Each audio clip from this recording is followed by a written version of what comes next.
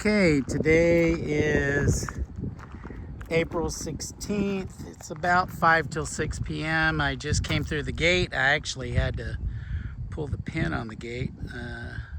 There's a camera over there next to those logs that logs anybody coming into the property, and no one has today.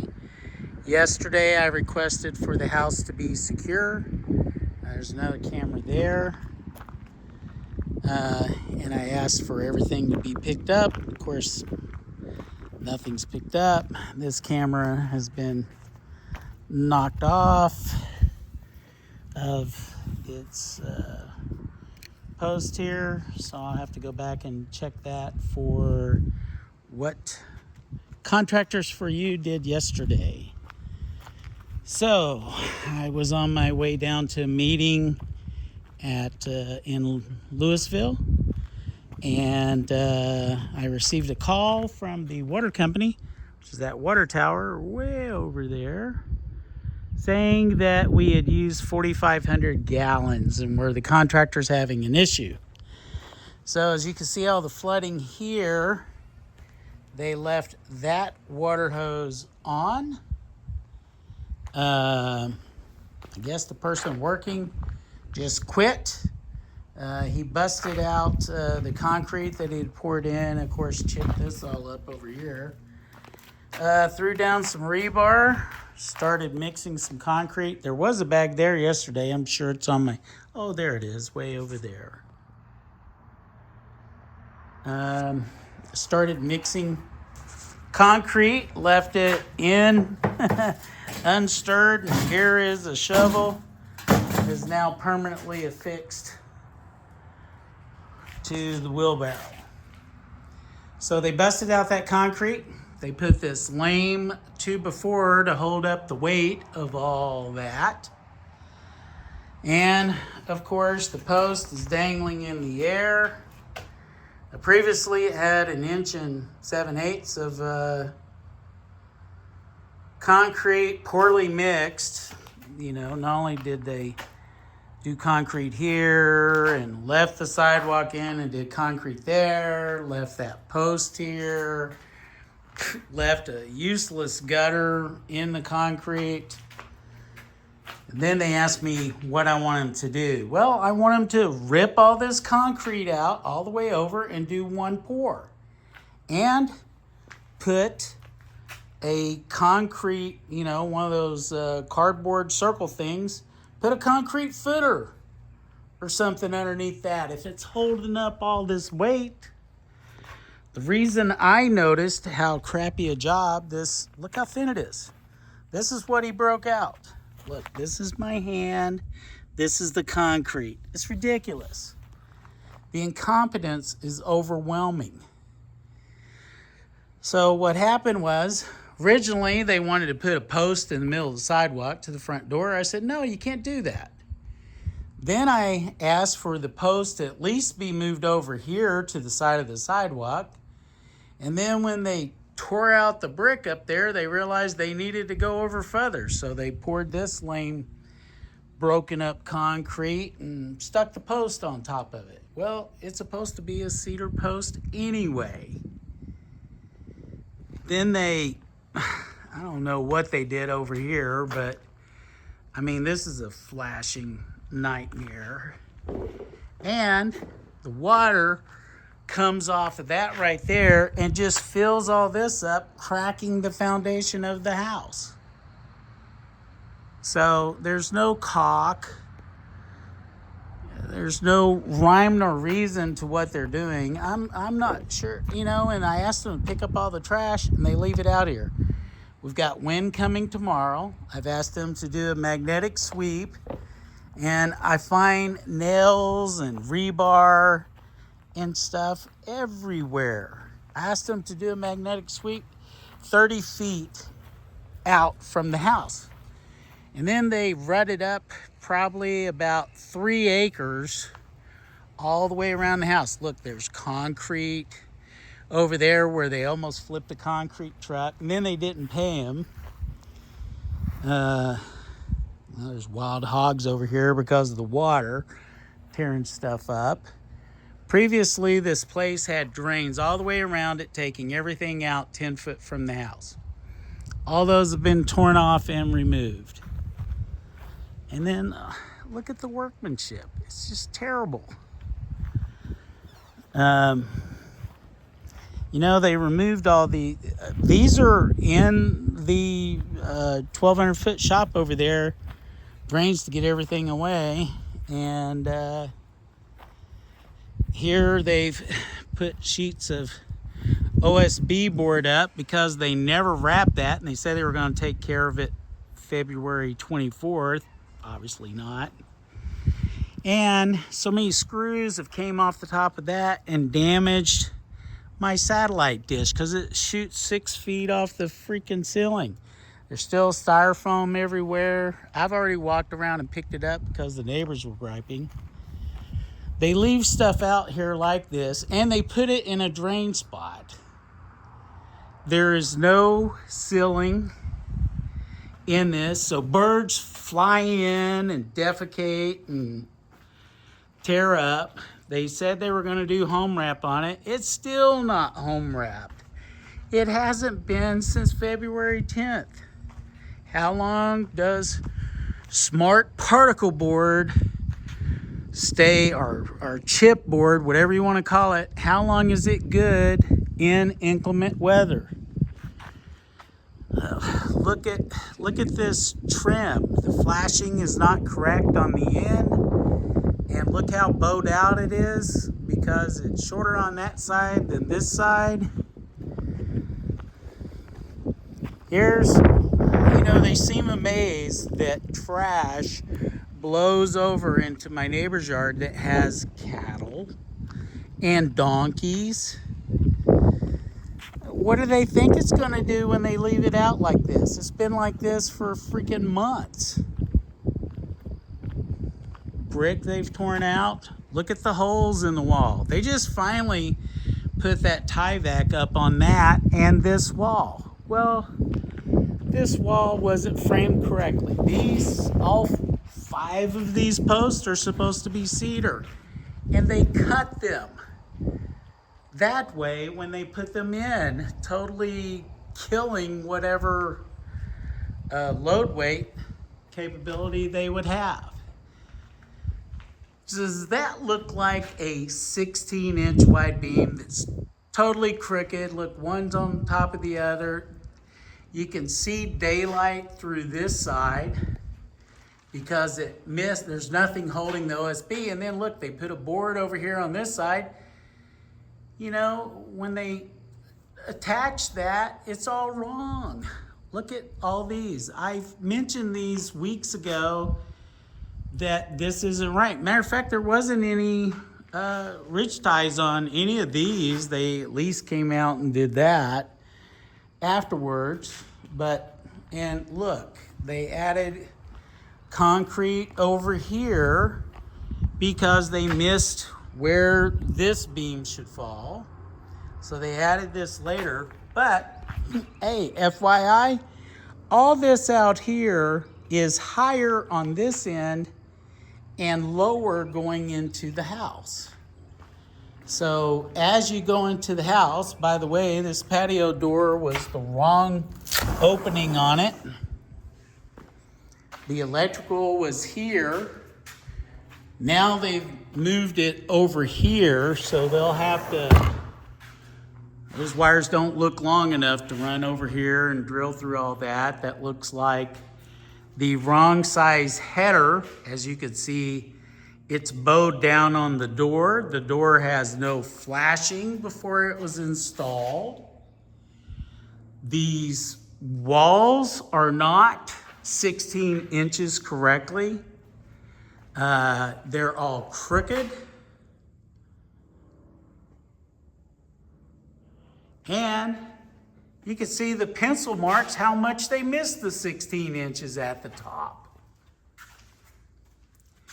The framing is all wrong. If you look here, look at this rafter. It's a 6-inch, and then it bolts over to this side, goes up, and then bolts back over, and then it still misses opposite connection on the other side. Hell, some of them are worse. They put all of them on one side. They kept connecting to the right, like in this example here, they kept connecting to the right. Look how far off they threw that. When I came out here and first inspected it, those are 2x8s on the pre-existing side. They did a double, what do you call that, beam there. There was no joist hangers on it. But then they put this on 24-inch, and I measured some of them are 26. And over on this side, it don't even line up with their marks. It's crazy. They were supposed to do a floor plug. They didn't do that. They didn't bust out the old concrete. There's not 1.5 inches lowering between this side and that side. This is 1 3/4 inches higher than the main floor. This was a wall plug that goes to a floor plug connected over there. They were supposed to put a floor plug over here. This was the wall that powers the center island. Now there's no connection. They told me the next day they would cut this out so the electrician could fix it. Did not. They came out and finally removed this OSB board. They didn't remove all of it. It's over here. Now if you go to hang something on this side, where they screwed up the windows, and I'll show you the window, but those are not 16 inches apart to hang anything on. Those are not 16 inches apart over there. The floor is now showing signs of crack and fatigue because they removed sand from what was previously above pool from here and there to put underneath the concrete here.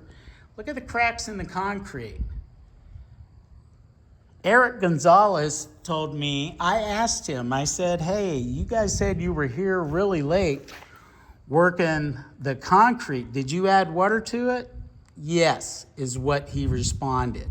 So if he added 15 gallons of water, they poured 3,000 PSI concrete, it might be 1,500, but regardless, it's cracked all the way to the other side, and you could stick a credit card in it, and that was within a month of it being poured.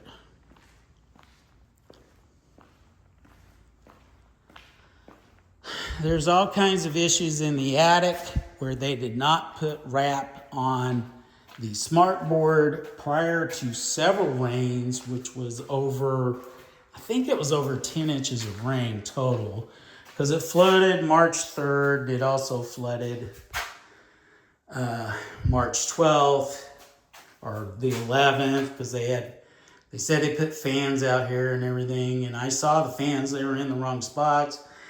They removed this toilet in this bathtub. When did they do that? They did that in December 10th and did not cap it. So toilet fumes have been in the house the entire time. This room, that wall right there, remember where I showed you the satellite dish? That wall was soaked all the way down, and there was water on the drawers and the doors and everything. But hey, they put a fan over here in this one, which I have no doubt that probably moisture tested high too, because they had bent the metal up when they removed the porch, creating a gutter system that just made water run down the wall and into the house. Here's a perfect example of where they installed my medicine cabinet mirrors. Look, no support behind it, none behind the wall moves. And then they send me a picture of a nail piercing inside one of the cabinets that cost me $600 each. And I brought a replacement out that it came through that. So Their crews speak every South American language. I think, from what I've seen or what I've witnessed is that they make those contractors pay for the materials and then don't pay them.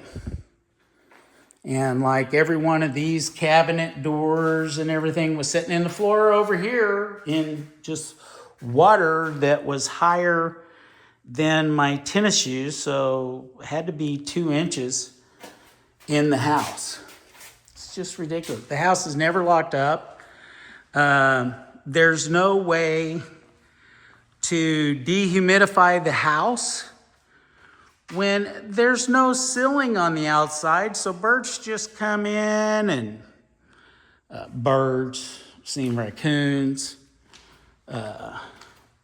wild hog, because they actually had tarps over those back there, those windows, which God knows where they are. We only paid for it November 23rd, and it's not here. Same thing with the mirrors here in the master. And this is where I think they broke it because of, see that hole there? They had already plastered and painted this. I think someone tried to test it to see if it was metal. So obviously it's not. This is the replacement mirror, but there's nothing behind the wall. So if you hang something from the other side, it's going to penetrate that. This shower fiasco, I asked for these specific niches because they had a shelf. I have no idea where the niches are, the little shelf that goes in it. Haven't seen hide nor hair of the tile that we paid for back in February.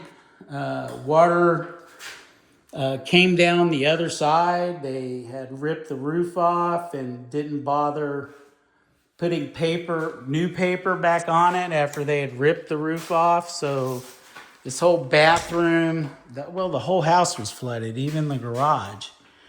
But it looked like a waterfall coming out of that, next to that heater duct right there, coming down here that went underneath the wall. And, so, it's rusting the bolts that hold down the storm shelter.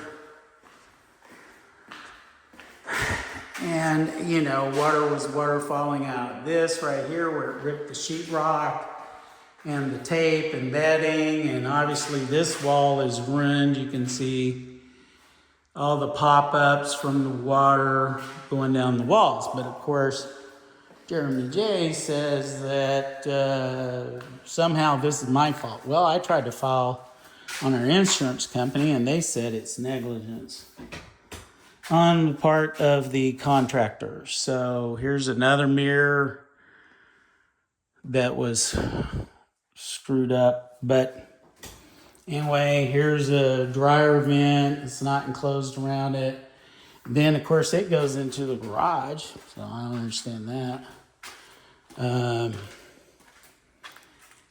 These cabinets were all painted and everything.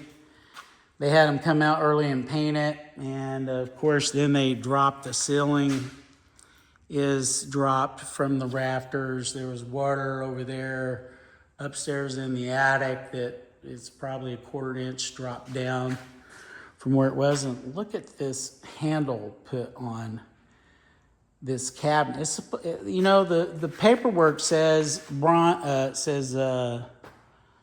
brushed nickel. Does that look like brushed nickel to you? The granite was supposed to have like a 1 1/4 inch piece here because the stove slides into it and it has top knobs on it. They didn't tear that out. They haven't put in the plugs for the stove. On the 220 that I asked for, I asked that to be dedicated 110 because a microwave oven goes in there. But,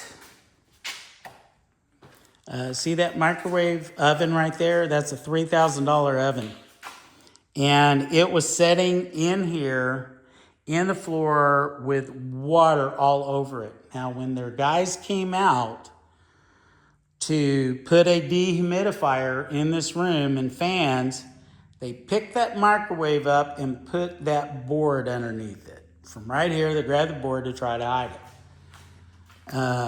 These windows were to be used in the media room, and obviously you cannot use that window. So Eric, we paid him for all new windows for even existing ones in the house, and we haven't seen hide nor hair of any. Of course, the doors are always unlocked around here. Electricians came out, broke that globe, and just, of course, left the glass laying down. And then Jeremy sends me a list from the electricians telling me, quote, changes that he made that I didn't ask for, because one, I know that the garage door opener wire and the electric wire needs to go over here. You cannot lift 16-foot insulated, 16 by 9 insulated doors with a pull-up. You have to use a side mount. So the electrical wires should be there. He didn't leave enough. Same thing with this 9 by 9 door over here. He did not leave enough room to go up. That's a 2x12 with 2 2x2s on it. So that's 3 inches. And the 2x12 is really 11.5. That's like 14 inches. You can't use the rails that you use for one that you pull up motor. On this, it's too tight a turn. Now, while I'm looking at the ceiling, here are manufactured I-beams that they have cut at an extreme angle to do the 312 pitch, and then they've put them up against, it looks like a 2x8 rafter. But if you will notice, there are no nail holes on this side. There are no nail holes on this side. So if you are going to cut a manufactured I-beam, then they usually have a solution. If you do have to modify it, what you have to add back to it to make it retain the same weight. See nothing there. Now, every wall is to have 2 attachment points with an anchor bolt. This wall is approximately 27 feet. There are no other attachment bolts down it. This wall over here has 1 bolt. There's supposed to be 1 every 6 feet.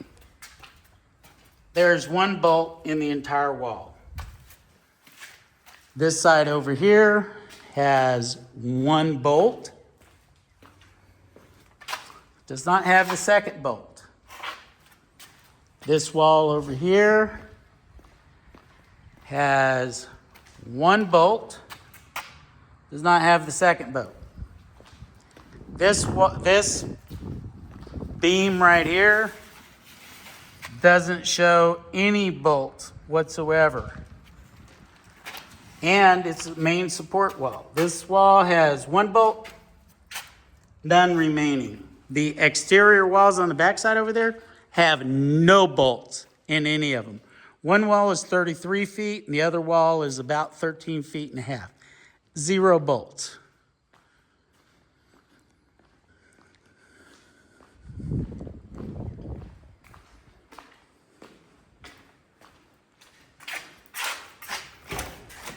Not locked. Okay, when it was raining, they had removed that panel right there, and they had removed the panel on the other corner to build the wood frame. The wood frame is 1.5 inches short on top and 1.5 inches too tall on the back side. So, and it's about, I don't know, 2 inches sticking too far out on this side, which I, trying to keep any more damage from occurring, have hired Francisco to fix this side and to keep rain from going in through the top of the garage doors, had him put these awnings on all four. Originally in the design, this soffit fascia was to come out even with the other side, which obviously it doesn't. The back side on the concrete pour for this, water kept landing on the concrete, sticking out and going underneath, rotting out the bottom plates.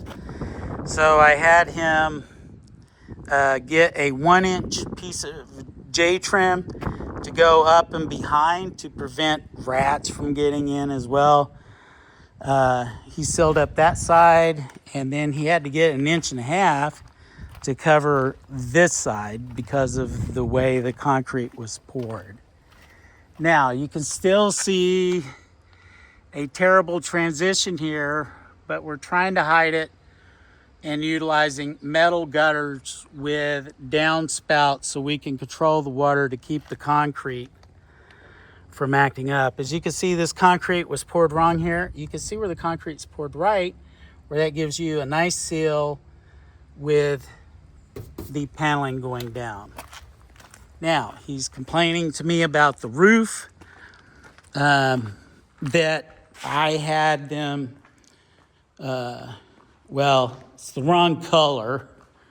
That came from Eric Gonzalez, who decided it was supposed to be galvalume, but for some ungodly reason, he picked the only thing we weren't supposed to reorder for any part of the house, this charcoal gray, and this is 12-inch charcoal gray. What he brought out here, and by the time I caught it, they were already 50% done with it, is 9-inch. And it was supposed to be galvalume seamless. Obviously, he didn't do that. And there was supposed to be a 6x6 window ordered here. They didn't do that. He told me that the brick on the house was discontinued. I reached out to Acme Brick, found out that is their #1 selling brown brick called Denton Antique. They were trying to sell us on painting the brick, so, which I hate. So anyway, that's where we are. And my wife is calling me on the ring.